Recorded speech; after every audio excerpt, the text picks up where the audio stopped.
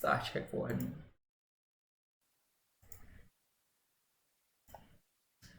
Sem medo, tá bom?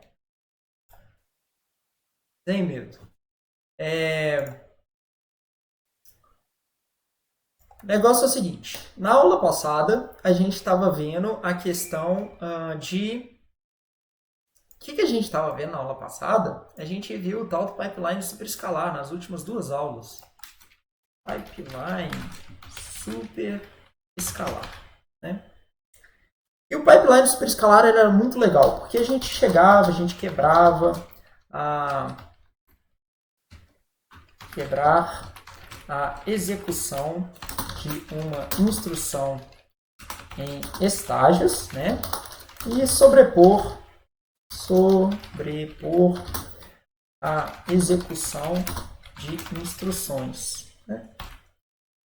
Sobrepor temporalmente a execução de instruções. Isso era muito legal, certo? E aí, qual que é o lance? Basicamente, quando a gente quebrou essa execução e sobrepunha temporalmente as instruções, eu tinha uma maior vazão de instruções, certo? Só que tinha um problema, que eu falei com vocês, né? Aumenta a vazão de instruções proporcional ao número de vias, né? Se a gente tinha um pipeline que ela era super escalar de duas vias, a gente conseguia dobrar o número de instruções, a vazão de instruções que a gente tinha no nosso processador. E aí, né, o aluno, a gente todo empolgado, a gente pode pensar, putz, beleza, show de bola. Se com o dobro de vias eu consigo até dobrar a questão do meu vazão de instruções, se eu quero multiplicar por 1000 o desempenho do meu processador, eu coloco 1000 vias, né? Funciona fazer isso? Por que funciona? Por que não funciona? Comenta aí para mim. Deixa eu ver. Boa noite, gente. Estamos falando de multithreading, multimanycore, redes em chip e máquinas paralelas. Não é arquitetura 3, tá?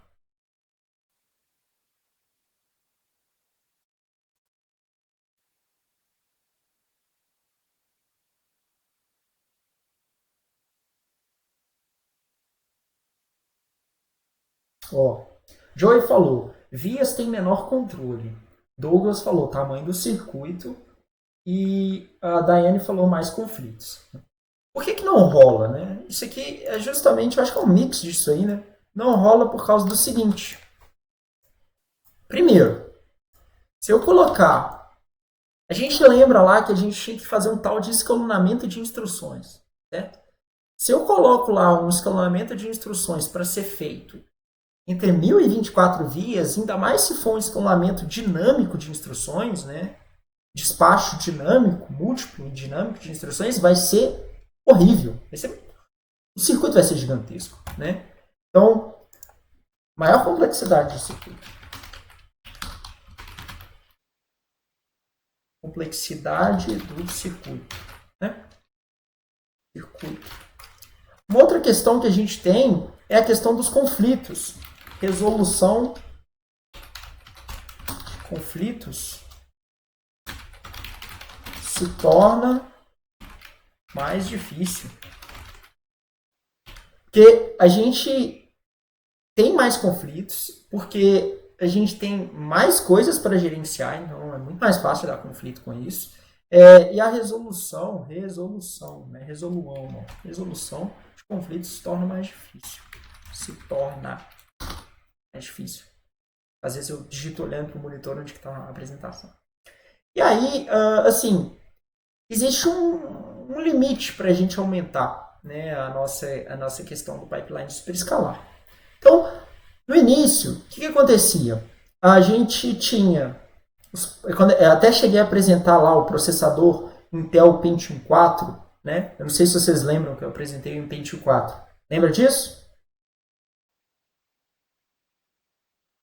Então, Que aí a gente falou assim, beleza, o Pentium 4 começou lá, né? Pipeline superescalar, 400 MHz, 1.2 MHz, 2.8, 3.8. Peraí, não dá para ficar aumentando a frequência para aumentar a questão do nosso desempenho. Por que não dá? Porque assim, a gente já viu que o pipeline superescalar não dá. Aí eles começaram a aumentar a frequência. Por que a frequência não era uma resposta? Alguém lembra disso?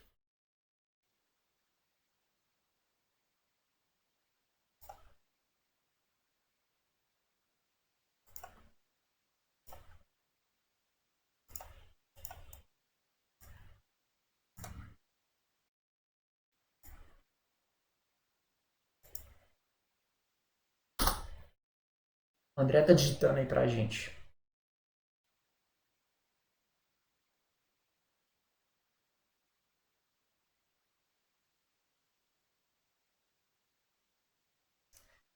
Melhor dividir mais as tarefas, né? Mais núcleos. Isso é assim, a consequência, vamos falar assim.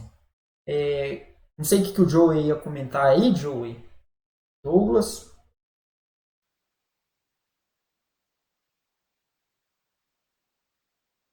Mais complexidade. Para aumentar a frequência? Não, aumentar a frequência é só eu chegar lá e puf, aumenta a frequência. Gira o botãozinho. Não, mais frequência.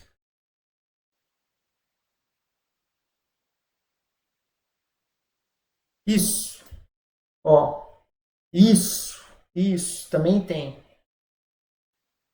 Ótimo, ótimo. É isso, gente. Ó, Leonardo falou temperatura do processador. O André falou maior gasto de energia. O Douglas falou, eu acho que a velocidade começa a ficar tão alta que dificulta o circuito eletrônico. De certa forma, ele dificulta aquele tempo para salvar as coisas na memória.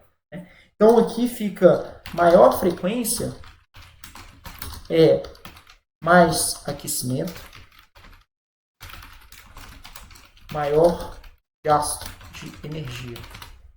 Então não dava. Não dava para a gente aumentar o nosso circuito assim, porque literalmente os processadores que têm uma frequência ali de 4, de 4.2, é absurdo a quantidade de energia que a gente gasta justamente só para resfriar o circuito. Tá? A gente pode, justamente, né, porque aumenta o número de dados que estão passando ali, e é bizarro. Dá para fritar um ovo no negócio assim, tranquilo. E aí a resposta disso é beleza. O que acontecia? O nosso pipeline, a gente tinha um pipeline escalar, que era pegar a lavanderia, né, que a gente tinha e despachar os pedidos na lavanderia, né, um atrás do outro. Não esperar que um pedido ele terminasse todo para a gente despachar o pedido do próximo cliente. Né? Isso era o nosso pipeline escalar. No nosso pipeline super escalar, a gente falou assim, não, beleza, vamos comprar mais máquina da lavanderia, vamos contratar mais funcionários, e aí a gente coloca duas linhas de produção da lavanderia, que seriam duas vias do nosso pipeline, e despachava os nossos pedidos da lavanderia. Aí, imagina que, assim, eu tenho uma loja, né? Eu tenho um espaço físico, a minha lavanderia, eu já coloquei o máximo de máquina que eu consigo naquele espaço físico, o máximo de funcionário. E não dá para colocar mais. O que eu tenho que fazer? Compra outra loja e coloca uma outra lavanderia. Abre uma segunda unidade da lavanderia. Vamos falar assim, as máquinas multicore, né, que tem vários núcleos, seriam como se você tivesse várias unidades da lavanderia atuando ali, né, de tamanho das máquinas. Pode ser também. Né? Mas essa que é a ideia. A gente aumenta o número de cores, né, o número de núcleos que a gente tem no nosso processador. Tá certo? Essa que é a aula de hoje. A gente vai começar a a gente vai pincelar alguns conceitos de arquitetura de computadores ali, na questão de multithreading, minicore. Gente, infelizmente, não dá para ver tudo. Esses slides aqui, se vocês verem aqui, tem 318 slides para o curso de Arquitetura de Computadores 3. Esse curso aqui, esses slides não são nem meus, nem do professor Fabrício, eles são do professor Henrique Freitas, que é o professor da ciência da computação, de arquitetura 3. de engenharia de computação também. Ele é meu orientador de doutorado.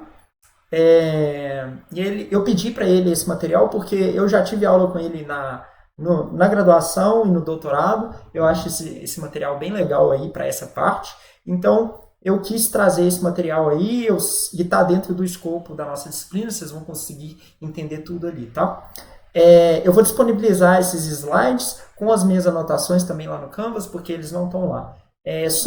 É o mesmo conteúdo que está lá, mas só que expandido. Tá? Eu acho que tem mais detalhes que eu acho que vale a pena trazer para a gente. Legal. Gente, antes da gente começar aí estudar o que é esse tal de multithreading, multi-manicore e tal, alguém tem alguma dúvida aí? Diz aí, tá com dúvida? Boa noite, galera. Boa noite, Jéssica.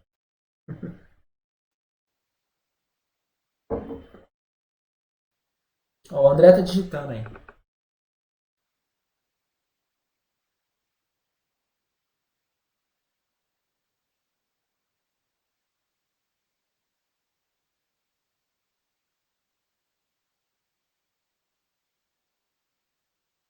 Você está fazendo SEO, André? Multithread é diferente de multitask? É diferente de multitask. É uma coisa, uma abstração, uma técnica que a gente cria no SEO para fazer várias tarefas. Não necessariamente são threads. Bom? Que pena, não dar aula de SEO, a gente fica triste com isso. Mas bom. Então tá, vamos começar então a ver a questão de multithreading. O que é esse negócio? Multithreading em Manicore. Então tá. O que é uma thread? Uma thread, na verdade, ela... Vamos completar aqui. Uma thread. Uma thread é um fluxo de instruções. Né? Uma thread é um fluxo de instruções. Sabe lá o seu pipeline, quando você está lá, você lê a instrução 0, né? Imaginando que você está lendo a instrução uma atrás da outra, tá certo? A gente faz lá, a gente lê a instrução 0, aí depois a gente pula para a próxima instrução 1, 2, 3, imaginando que não tenha desvios, tá certo? Então, vamos colocar lá, thread A. Thread A. Thread A. Ela executa assim, instrução 0, 1, 2, 3, 4. Bom, assim por diante. Isso é uma thread. Pronto.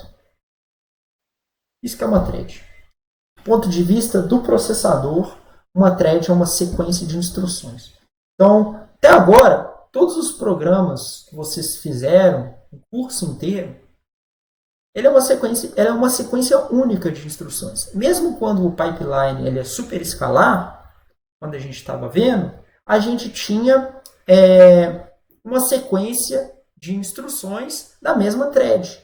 Ou seja, a gente executava a instrução 0, 1, 2, 3, 4 e assim por diante, e a gente podia modificar a ordem dessas instruções, né, para fazer o escalonamento dessas instruções, mas elas continuavam elas continuavam pertencendo ao mesmo fluxo de instruções, tá certo? Qual que é a ideia, então, de fazer um multithread? Né? Então, a ideia do multithread é assim, imagina que você tem um programa A0, A1, né? Você tem a thread A, tá certo? Então, o fluxo dela é esse daí, ó. Ela executa a instrução A.0, A.2, A.3 e A.4. Né? E aí, você tem uma outra thread. Tá? Nossa, deve estar alto aí. O carro da pamonha está passando aqui.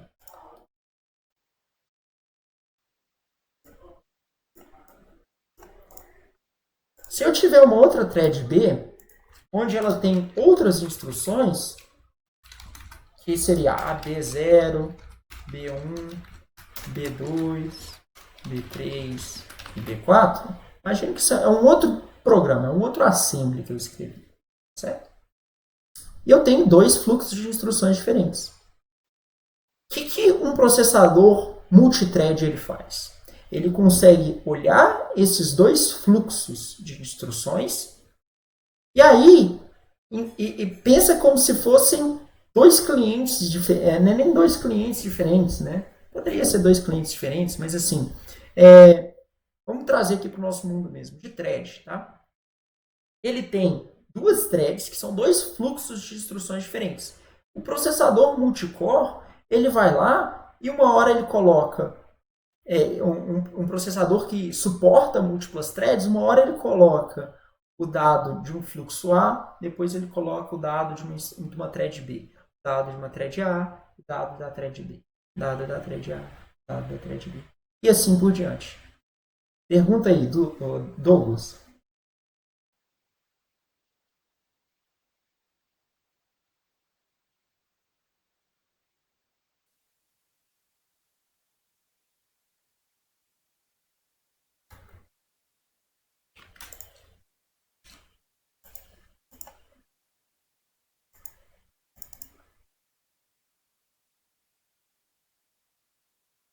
Um programa, o Douglas perguntou, um programa é jogado somente em uma thread ou é dividido e na saída reagrupado? Não. Para você programar multithread, para o programa ele ser multithread, você tem que programar multithread. O hardware não faz isso para você automaticamente. Pergunta aí, André.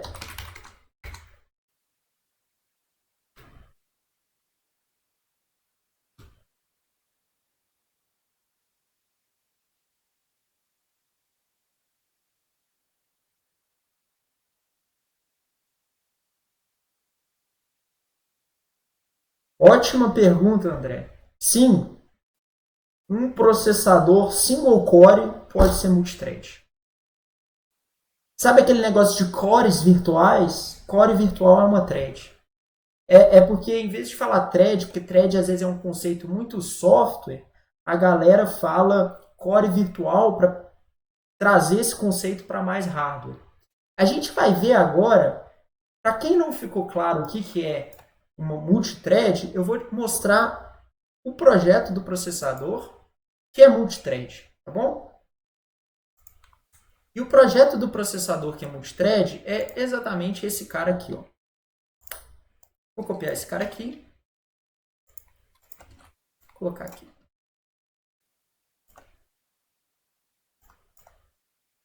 Multithread é o seguinte, ó. Imagina aqui que a gente tem o nosso processador. Daqui a pouco eu explico o que significa a diferença, né? Dos diferentes tipos, né?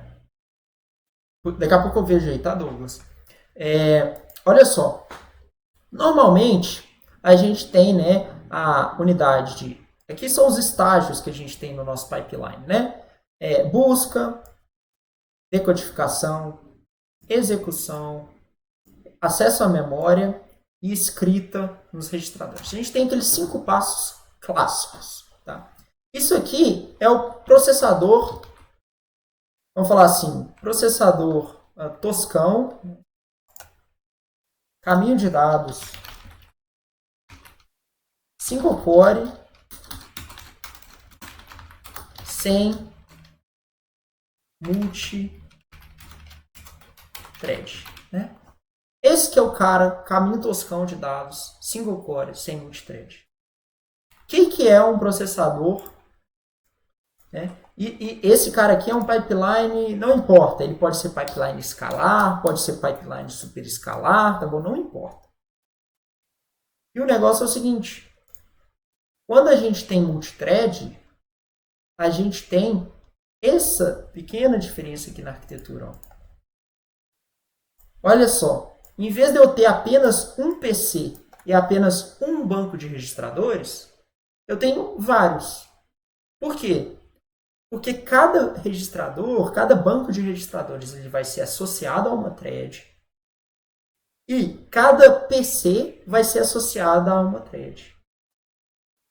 Então, por exemplo, se você tiver 4 PCs, você tem 4 bancos de registradores e 4 bancos de registradores, o seu processador vai exportar a execução de 4 threads. É como se fossem 4 cores virtuais. E aí, o que o processador vai fazer? O que o caminho de dados, né? O que a unidade de controle ela faz?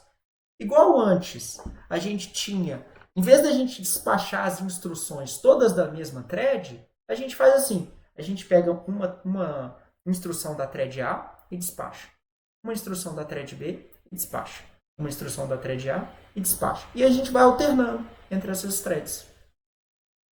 Quando você faz isso, perceba que, como uma hora eu despacho a instrução de uma thread e a outra hora eu despacho a instrução da outra thread, eu vou diminuir a questão de conflitos entre as threads. Porque eu sempre estou despachando instruções uma atrás da outra que elas não têm dependência entre si. Ela pode ter, né? Então, por exemplo, eu vou lá e executo assim, ó.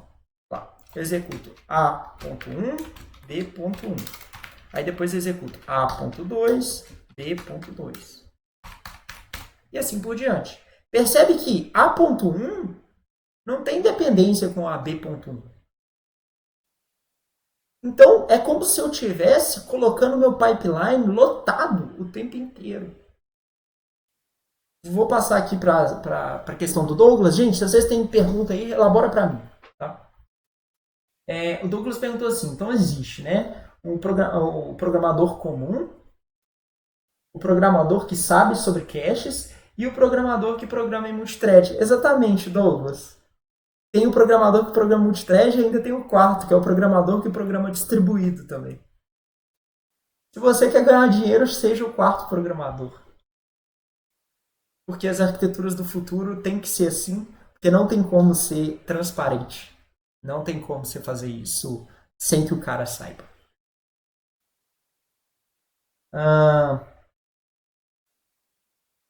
Entendeu isso aí? Daiane, então o processador pode ter pipeline e ser multithread? Sim, Daiane, ele pode ter pipeline, o pipeline ele pode ser super escalar ou não, e ele pode ser multithread. E se ele é multithread, ele não necessariamente é multicore. Porque o negócio é o seguinte, o pipeline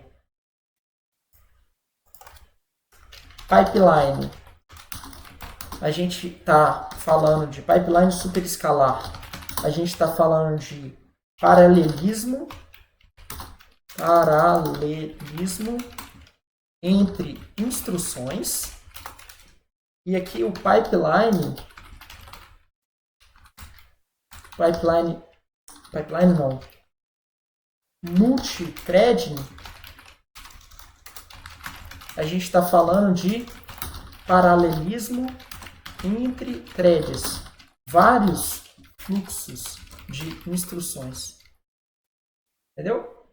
Então a gente está só explorando o paralelismo numa outro nível, entendeu? Vamos ver ali. O Luiz falou microserviços, exatamente. Microserviços ele visa explorar isso ainda num nível muito mais alto, Luiz. Joey falou assim, linguagens se aproveitam melhor de um processador single thread ou multithread? Bom, Joey, na verdade, assim, não tem como a linguagem, ela pode até fornecer mecanismos, vamos falar assim, built-in, né? Embutidos na linguagem para te dar um suporte melhor à programação paralela ou não. Vou fazer um exemplo aqui. O Java ele tem um suporte meio que nativo à programação paralela. Quando você coloca um synchronized no método, você consegue abstrair, facilita um pouco a programação. A linguagem Go, incrível, adoro a linguagem Go, estou falando sério, suporta a questão de threads com o tal de Go Routines, né? Não sei se vocês já programaram em Go, Go é uma linguagem excelente. Ele também te dá essa abstração de thread. Só que isso daí é abstração. O cara tem que usar.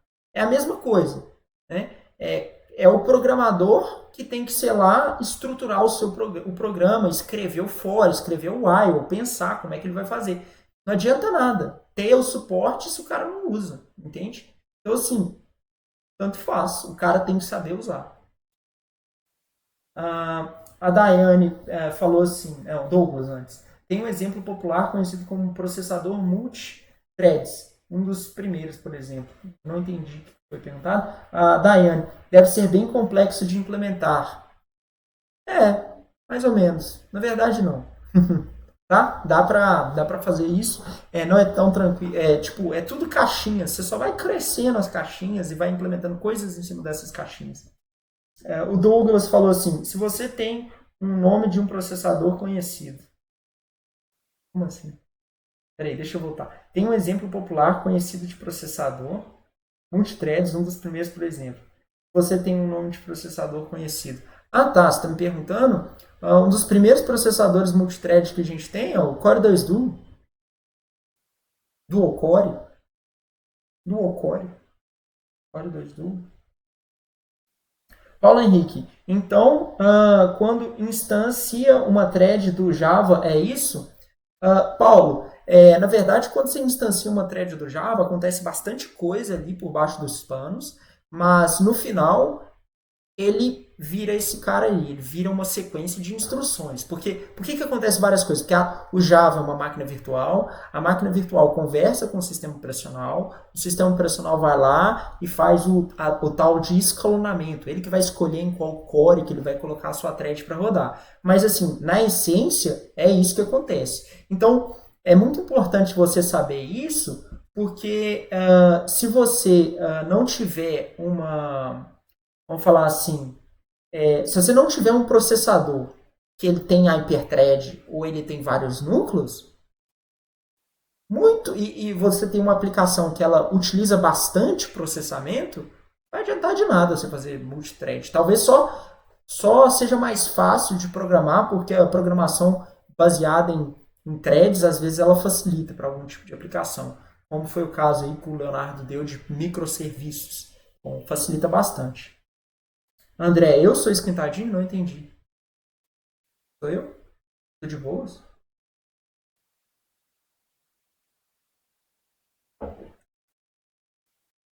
Ah, tá. Entendi. Ele é esquentadinho mesmo. O Core 2 ele esquenta pra caramba. Ahn, tá. Ô, gente, eu queria saber aí se vocês têm mais alguma dúvida sobre essa questão de hyperthread, multithreading. Hyperthreading, isso aqui, a Intel ela pode, né? A Intel ela chamou esse cara aqui de hyperthreading. É a mesma coisa, mas só que na literatura, vamos falar assim, o nome científico é multithreading, tá bom? Tanto é que eu falo para usar o multithreading.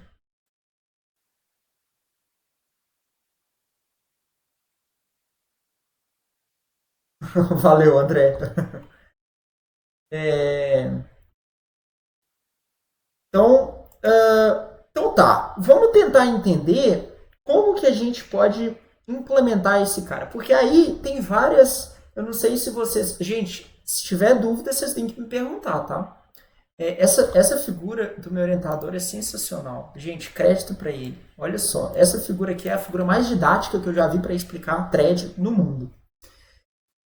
Aqui estão vários projetos que a gente tem de processador possíveis que tem, eles são com suporte de múltiplos threads. Tá? Esse primeiro cara aqui, ó, é o processador toscão que a gente tem de um pipeline escalar, tá bom? Pipeline escalar. Então vamos dizer que eu tenho um pipeline escalar. Aqui é o caso onde eu só tenho apenas uma thread rodando no meu pipeline escalar. É como se o meu pipeline escalar ele não tivesse suporte a múltiplos threads. Então vocês veem aí que de vez em quando tem um espaço em branco. Por quê? Porque teve conflito. Como teve conflito de dados, de controle, estrutural, não importa, nosso pipeline tem uma bolha lá nele e ele fica lá parado. Tá certo? Aí o que acontece?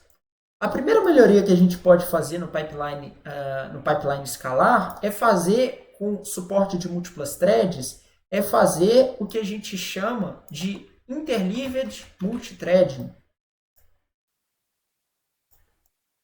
Isso que a gente fala que inglês é muito importante para a área de computação, tá, gente? Interleaved Multithreading.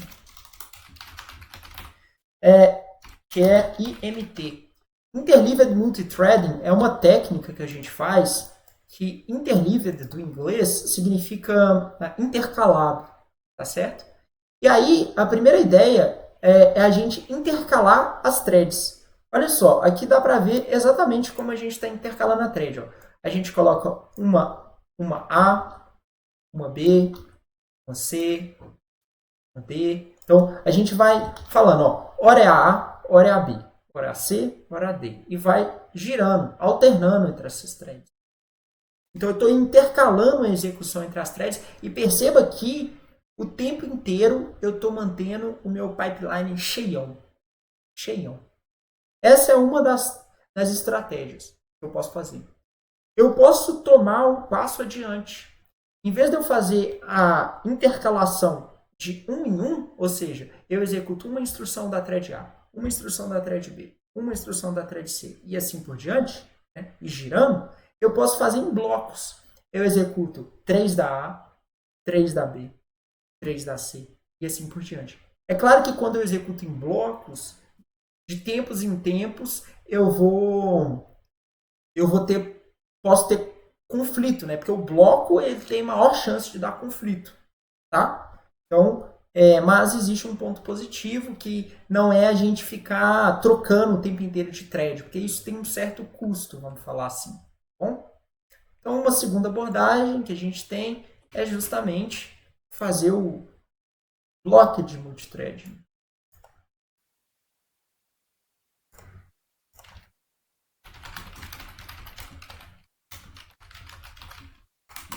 PMT.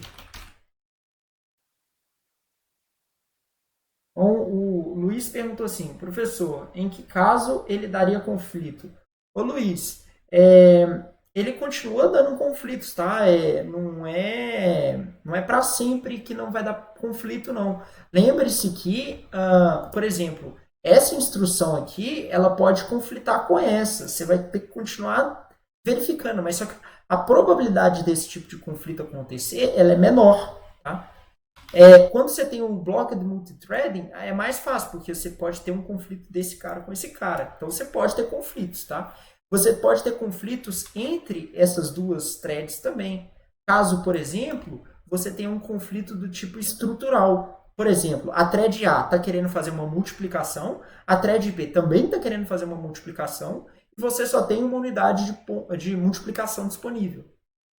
Conflito. Certo?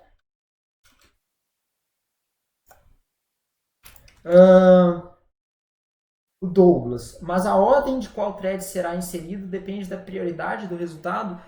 Não, o Douglas, as threads, elas são programas, vamos falar assim, não programas, tá? Mas elas são independentes entre si.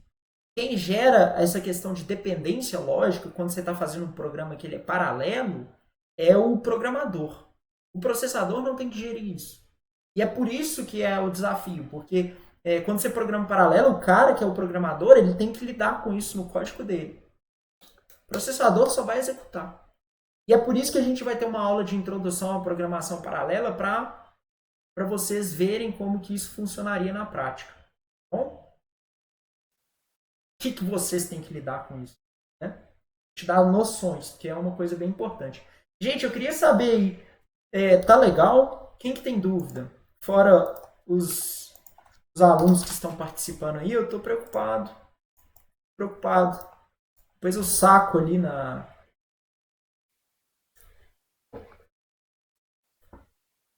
Deixa eu perguntar ali, ó. Mariana, tá tranquilo? Sávio, Renan, Jéssica, Eduardo,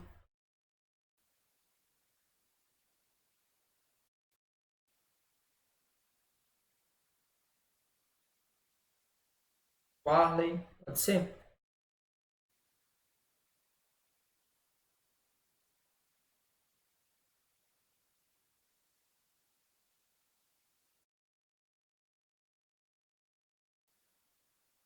Então tá. Deixa eu...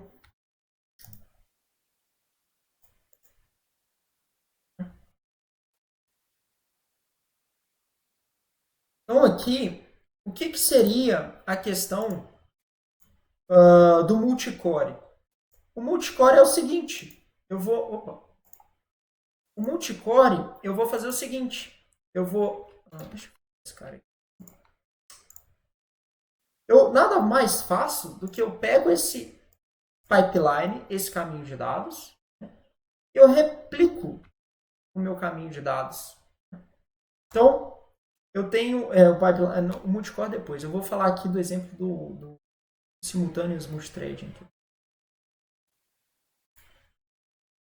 Vitor, o BMT seria então um bloco de vários fluxos de instruções? Isso. Então você agrupa 3 da A, ou 4 da A, ou N da A, e cada bloco tem o mesmo tanto.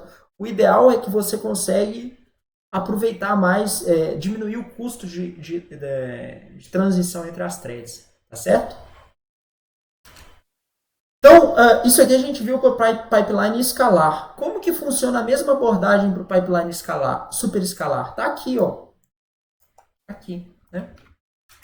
Ilustrado aqui nesse segundo bloco. Vou falar.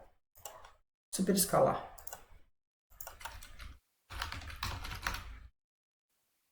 O super escalar é o seguinte. Aqui eu tenho 4 vias. Então é um pipeline super escalar de 4 vias. E quando eu tenho uma thread, é isso aqui que está acontecendo. Eu escalonei a thread A. Eu consegui despachar 2 instruções da thread A. Mas só que 2 vias ficaram desocupadas.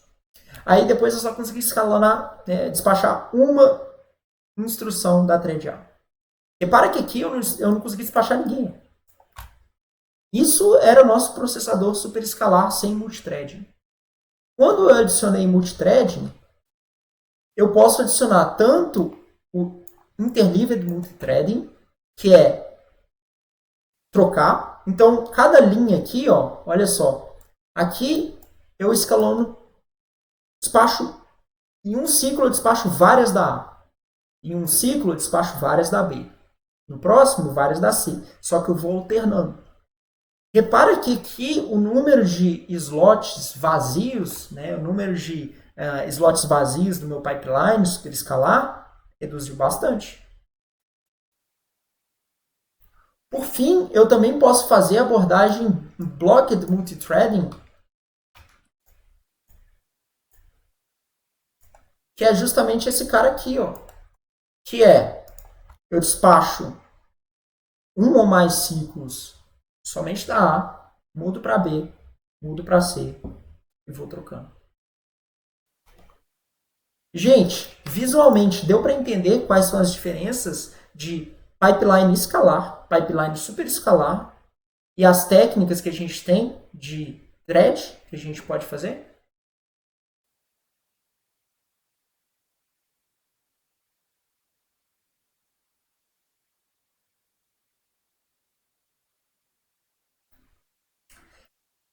O André, o blocked multithreading, ele tem mais chance de dar conflito, mas o custo de ficar trocando o tempo inteiro é muito alto. Então, geralmente, eu não sei se você já viu nos processadores aí, por exemplo, da Intel, geralmente o multithreading que ele tem é de 2.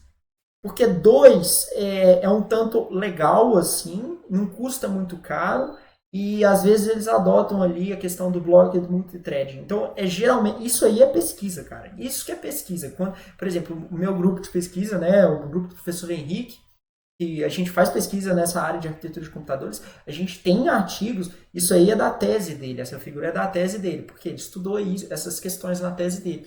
Então, assim, é isso que a gente trabalha na questão de arquitetura. É tudo pesquisa isso aí, cara. O Eduardo, o que você não visualizou, Eduardo? Qual que é a sua dúvida principal aí?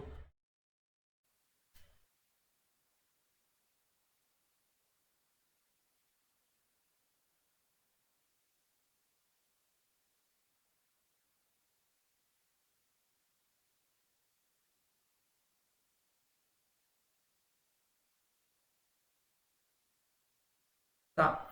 Na arquitetura superescalar, a gente despacha... Você viu a aula de arquitetura superescalar, as duas últimas aulas, Eduardo?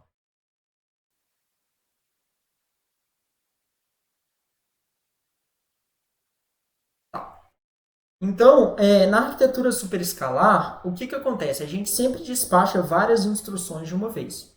No caso dessa arquitetura superescalar aqui, ó, a gente tem 4 instruções sendo despachadas por vez. Né? Aqui no caso, quando tem somente uma thread, a gente consegue despachar apenas 2. A gente não consegue despachar 4. Por quê? Porque tem algum tipo de conflito aqui e aí a gente não consegue ocupar todas as vias do nosso pipeline superescalar. Daí, qual que é a ideia? Quando a gente faz o multithreading, né, a cada ciclo a gente vai despachar, né, de uma única instrução, de uma única thread. Só que no próximo ciclo a gente vai despachar de outra thread.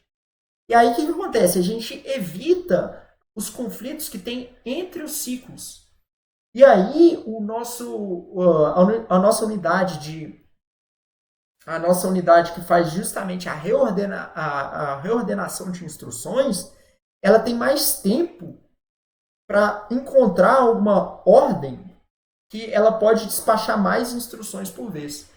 Então essa que é a ideia, tá vendo? Ó, primeiro eu coloco só instruções da thread A. Aí no próximo ciclo eu só coloco instruções da thread B. E eu vou alternando entre essas threads. Deu para ficar mais claro agora?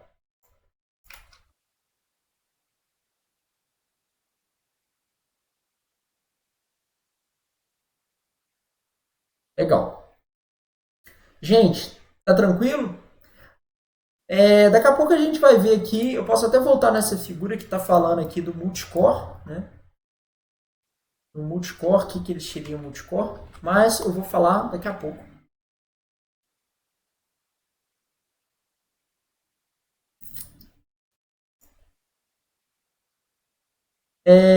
Então, o suporte a múltiplas threads, né? A gente olhou essa questão aqui, a gente pode ter o multithreading, essa questão aqui do multithread, tá bom? Essa questão que eu quero que vocês se preocupem mais, tá? Que é a questão do multithread quando a gente faz um processador single core. Porque a gente também pode fazer essa abordagem quando a gente tem um processador multicore. E quando a gente tem um processador multicore, a gente está justamente falando dessa segunda cara aqui, tá bom? Vamos falar assim. Isso aqui é single core.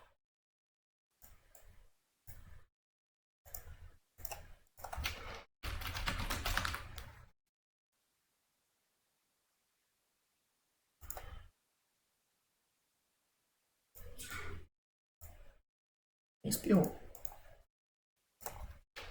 Multi.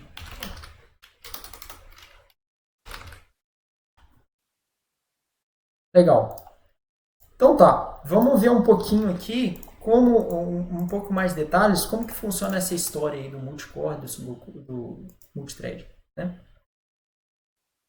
Aqui tem uns, né, um trade-off assim. Vamos falar assim, quais são as vantagens e as desvantagens, né? Quando a gente aumenta o número de. Você coloca o suporte de múltiplas threads, a gente aumenta o que a gente chama de ciclos por instrução. Então a gente aumenta a vazão de instruções.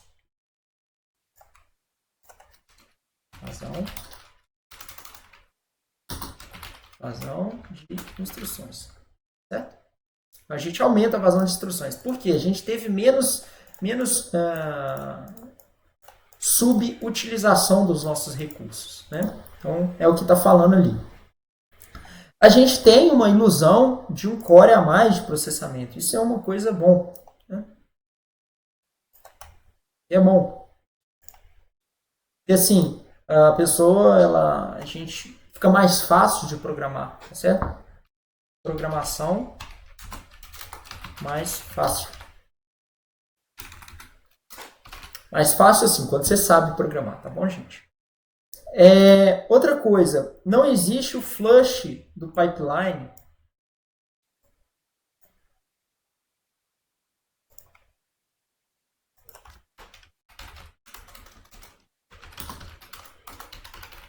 A gente reduz ele.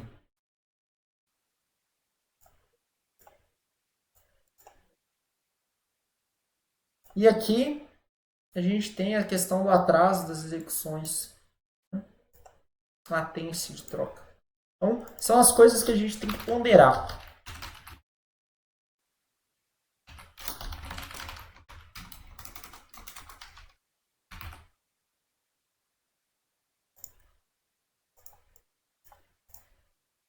Quando a gente pensa em as questões dos desafios e dos problemas, flush, obrigado.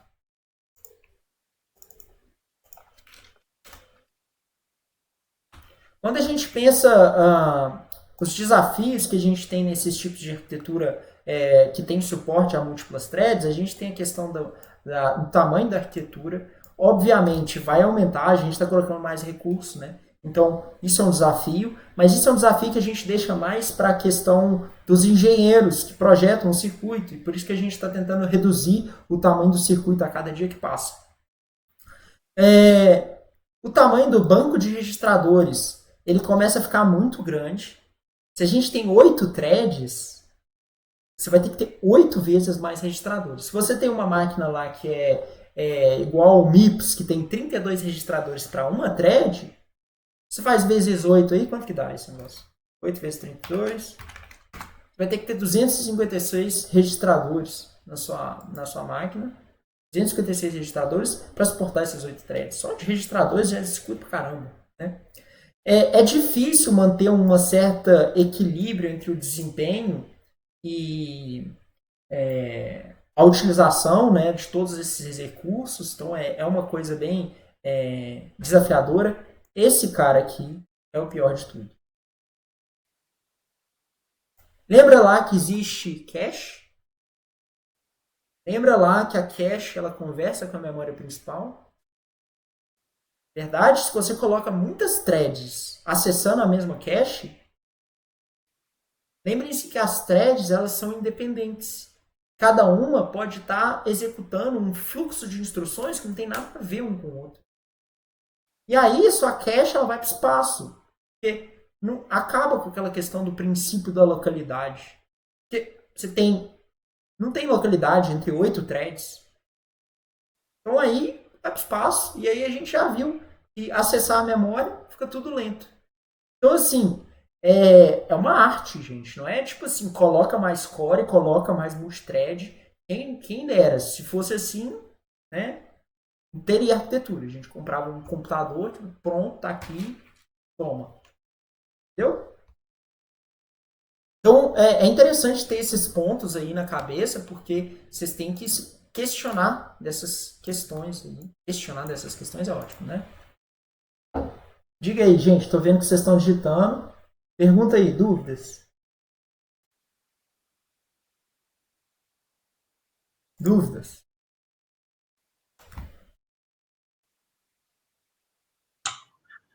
Professor, tá me ouvindo? Tô te ouvindo, Douglas. Tá. Esse comentário, assim, supondo que você vai lá e coloca aquele monte de core, de thread, na verdade, né? Chega um momento que a quantidade de acesso a cache tá tão alta que é ela que não daria conta e, tipo, nem precisaria dela e ia ter que arrumar um outro jeito de acessar mais rápido a memória principal? Ou não? O que seria? Eu não Também, entendi. também, tem esse problema também. Vou lá, hein? Vocês que estão fazendo o trabalho, então eu vou colocar aqui um desenho. Imagina que aqui eu tenho um core. Nossa senhora, gente. Ah, não, aqui ó, eu tenho como desenhar quadrados? Espera aí. Shape Recognizer. Ah, aqui ó. Não? Espera aí.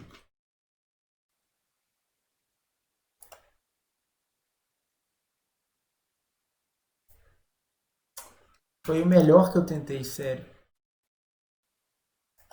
Ah, não, ele consegue. Nossa, eu tô feliz. Gente, o cara desenha aqui, ó. Eu passei o tempo inteiro desenhando circuito tosco com Cs.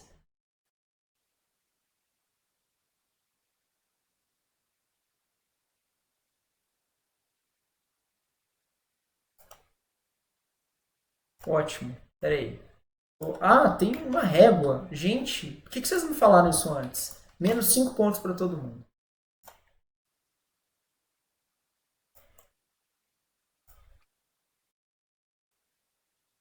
Falta de participação. Tá lançado já, tá bom?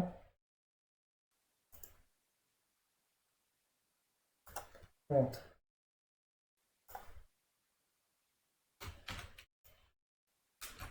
Menos 5 pontos. Ô, Rafaela, você é atrevida, hein?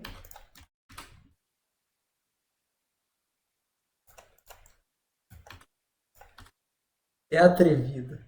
Pode deixar que eu vou lembrar direitinho quando eu estiver corrigindo seu trabalho.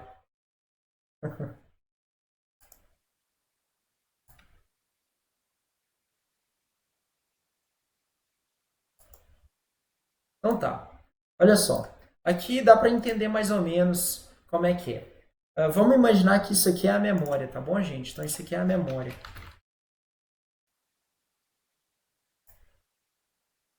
Isso aqui é a memória. Isso daqui é um core, tá certo?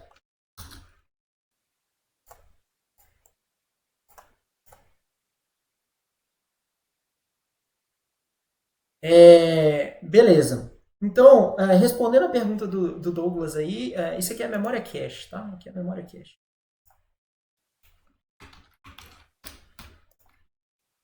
Cache. Então, o negócio é o seguinte. Quando eu tenho apenas uma thread, como eu tenho apenas uma thread, vamos falar, isso aqui é uma thread, para ficar mais fácil. Mas o conceito se aplica a vários cores também. Quando eu tenho apenas uma thread, eu só tenho um fluxo de execução. É como se aquela thread ela enxergasse a cache toda para ela. Tá? Então, lembra que imagina aquela analogia que a gente fez de quando a gente estudou a cache. Eu fui para a biblioteca estudar e eu coloco os livros na minha mesa. Eu estou estudando sozinho na mesa, eu tenho a mesa toda só para eu utilizar. Eu não sei conjugar com o verbo min. Eu acho que min não conjuga, né? Só para eu utilizar, né? Aí o negócio é o seguinte. Quando você adiciona uma outra thread, você tem dois problemas. Você está adicionando dois problemas aqui. Primeiro, o tamanho da cache não aumentou. Então você vai ter que dividir com as duas threads. Então é como se sentasse uma outra pessoa na mesma mesa para estudar comigo, né? Outra coisa. Está estudando outra coisa, não está estudando comigo, está estudando outra coisa. E ela pega uns outros livros lá para estudar. Por exemplo, eu estou estudando computação, aí senta lá uma pessoa de, sei lá, farmácia. A pessoa vai estudar farmácia, não tem nada a ver comigo, ela colocou os livros dela lá. Ficou bem mais.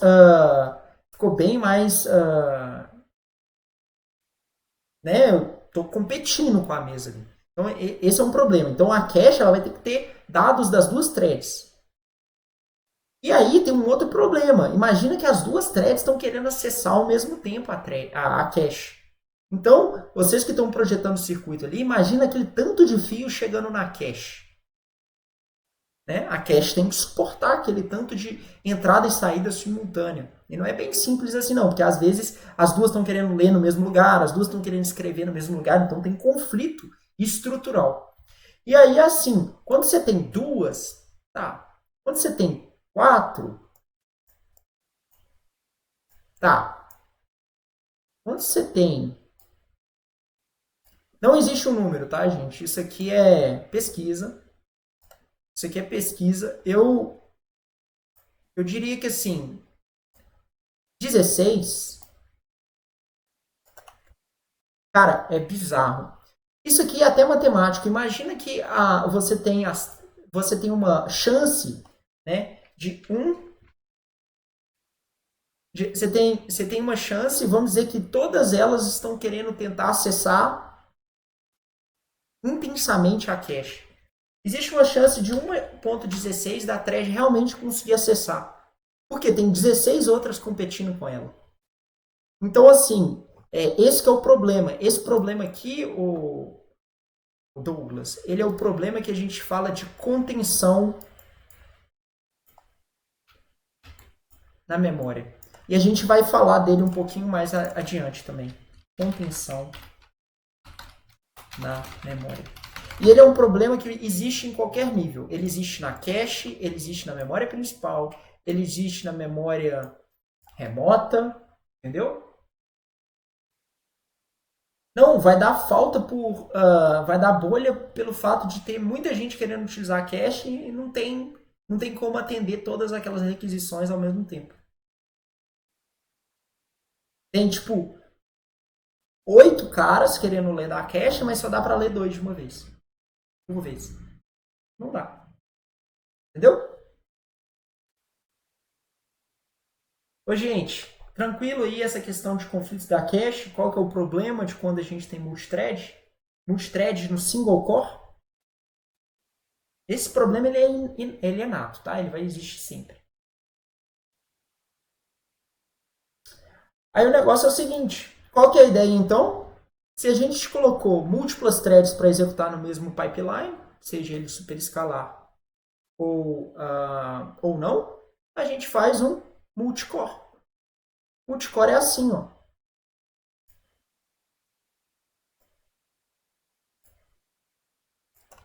Multicore, você coloca lá, esse aqui é o chip do seu processador, você coloca vários cores, né, no mesmo, na mesma pastilha, no mesmo circuito. E aí, cada core ali, ele é muito mais simples. Em vez de você aumentar o número de vias e aumentar o número de ordem, né, a complexidade do seu pipeline, isso aqui é muito interessante. Ó. Isso daqui é uma comparação de um processador, vamos falar assim, super escalar de 6 vias.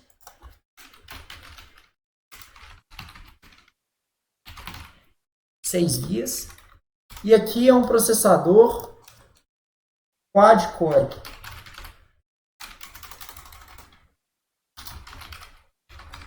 Com 4 cores.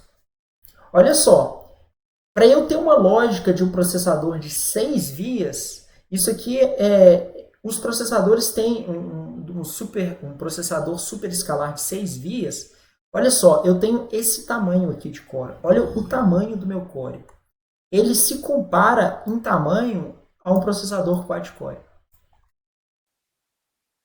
Correndo o risco de ter mais problemas de conflitos do que um processador quad-core. Então, a gente começou a verificar que o chip, quanto mais cores que a gente tem, ele é muito mais poderoso a gente explorar o nível de instruções do que a gente ter realmente explorar o número de pipelines superescalar e o chip multithread, né? A questão da múltiplas threads no chip, né? Aí o Douglas perguntou, mas o conteúdo de cada core do TLP é semelhante ao único do ILP? Se você quer falar do conteúdo do suporte a instruções, sim, o conjunto de instruções é o mesmo, não muda. Só que em vez da gente colocar um pipeline parrudão, super escalar, 6 vias, a gente fez assim, ó, a gente colocou 4 processadores, 4 cores aqui, né, num único processador. E aí, em cada um desses cores, a gente ainda tem um pipeline de 2 vias. Ou seja, aqui eu posso executar 8 threads e aqui eu executo 6.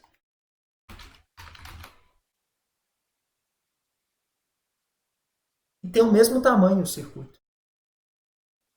Ou seja, explorar o paralelismo de threads é muito mais eficiente do que o paralelismo de instruções. Porque justamente eu consigo colocar mais cores no chip dessa forma do que da outra forma. Por quê? Porque aqui, ó, olha o tamanho, olha só que interessante, olha quem que está tomando um tamanho gigante aqui, ó.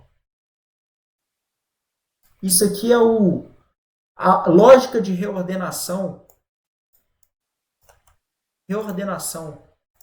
lógica de despacho. ela é enorme. Ela ocupa um espaço enorme. Quando você tem core simples, você não precisa de fazer isso. Gente, vocês conseguiram visualizar isso na figura? Eu queria saber aí se tem alguém com dúvida.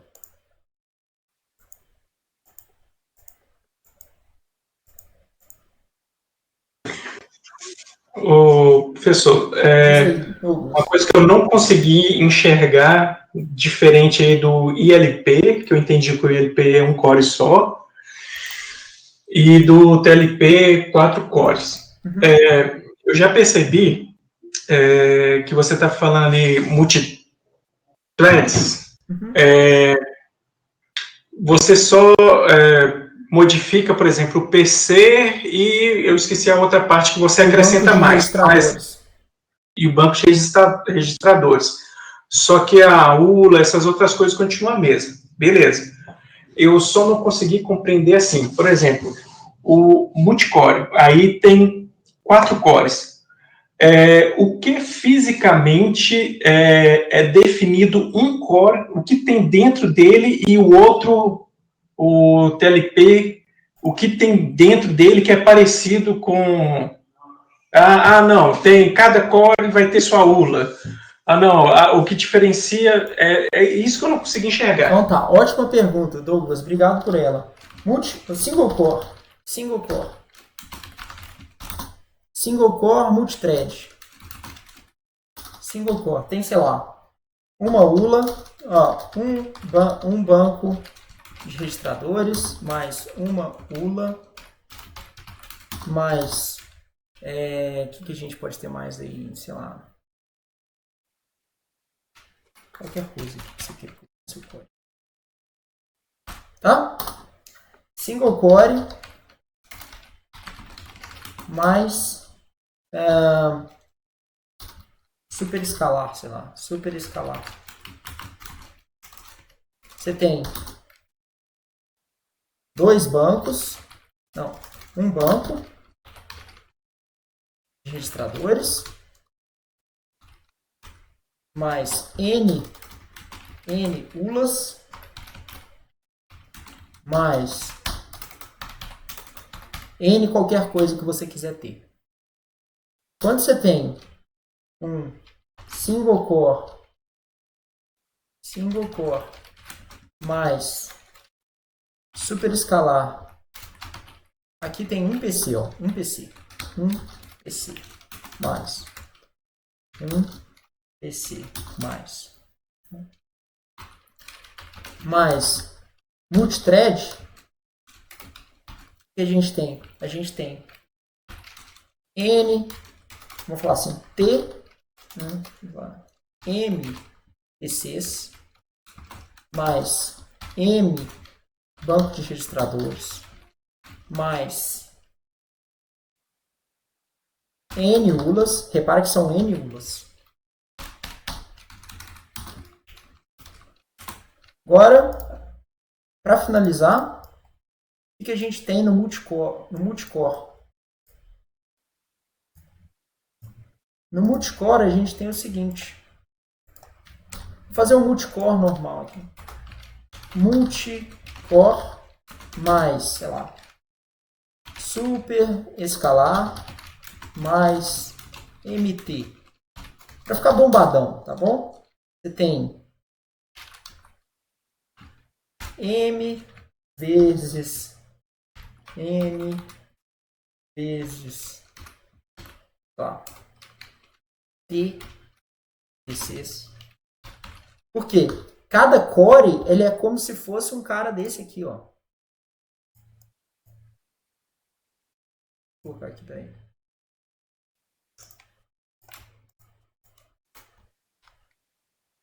Mais. Opa. Seleciona aí. Mais. T vezes M banco regs mais T vezes N ULAs mais... Porque, na verdade, Douglas, o negócio é o seguinte. Um core desse aqui, ó, ele é como se fosse um core completo. Um core completo. Ele só não tem várias vias, ele só tem 2 vias. Esse aqui tem 6 vias. Então, quando a gente muda do single core para o multicore, a gente pega o core inteiro. Sabe aquele desenho do seu Simplix? Você dá Ctrl+C, Ctrl+V nele em tudo, e copia e cola. Deu para entender agora, Douglas?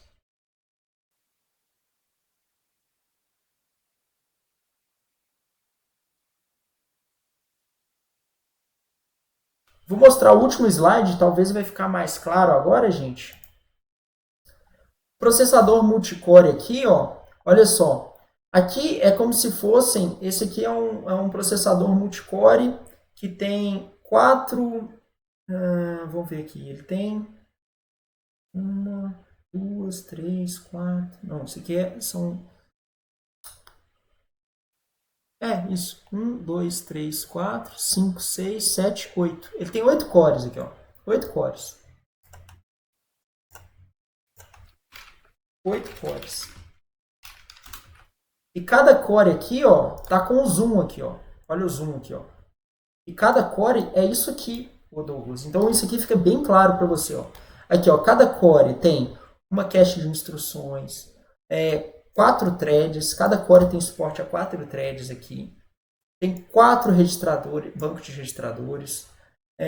Tem uma unidade de ULA, tem 4 buffers de reordenação. Então, assim, na verdade, cabe ao projetista selecionar e escolher como que ele vai projetar. Mas, na essência, se você tem 8 cores, você replica os cores. Todos os cores vão ser iguais. E dentro do core, você pode brincar. Você pode colocar N threads, você pode colocar N ULAs. Vai depender de você. Você é livre. Você está projetando o seu design. Eu acho que essa figura aqui vai ser muito boa para vocês estudarem.